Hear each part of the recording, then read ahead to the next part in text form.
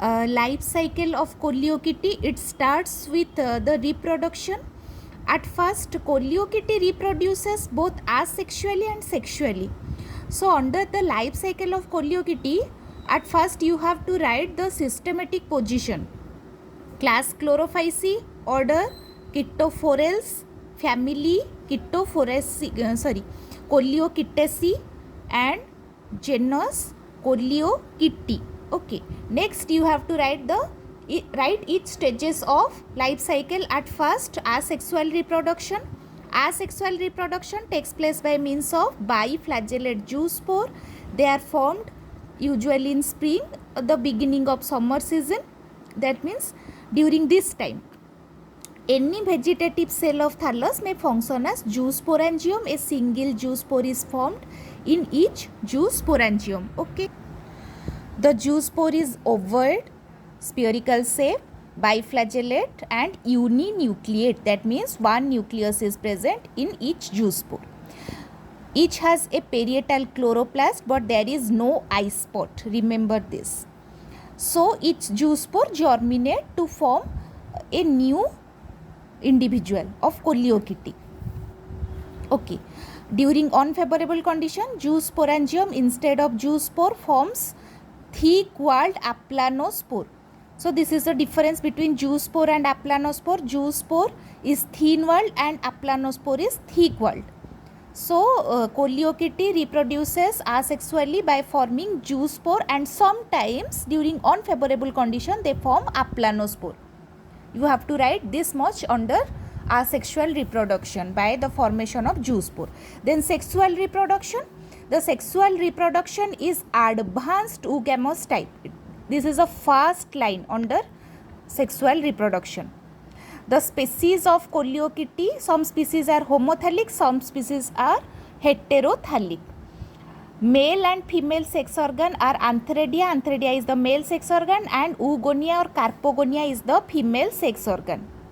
So antheridium born at the tip of the erect branches, and oogonia develop at the tip of, so both of antheridia and oogonia develop at the tip of erect branches. Okay, because this Coleochaete show two types of branches. One grows horizontally, one erect.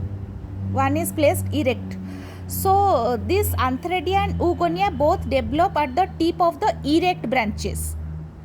Oogonia is flask shaped and with long colorless neck known as trichogyne. So you have to just write 2 to 3 points under antheridium and oogonium. After that, fertilization. Just before fertilization, tip of trichogyne. Trichogyne is the tip of oogonium. It breaks down and some colorless protoplasm is extruded from the broken tip. And many antherozoids are attracted towards oogonium. Only one enters the oogonium. The male and female nuclei do not fuse immediately. Male nuclei is smaller than female nucleus. And then after some times they fuse with each other to form diploid zygote. After fertilization, zygote is formed. Then it shows some post-fertilization changes. After fertilization, basal swollen part of oogonium separate from trichogyne by the formation of a constriction called septum. Then it divide the oogonium with its sheath layer called spermocarp. It forms spermocarp. Then spermocarp germinate on return of favorable condition. The spermocarp turn into green color.